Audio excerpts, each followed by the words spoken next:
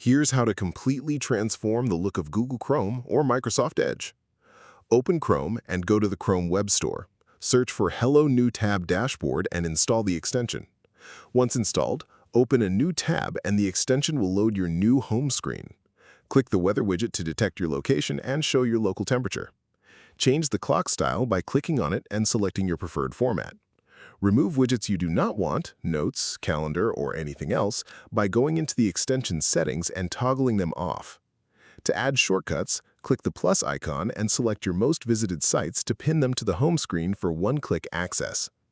To change the background, click the upload icon, select photo or video, and upload your own image or video file. For animated live backgrounds, search for free live wallpaper websites and download a short looping video to use.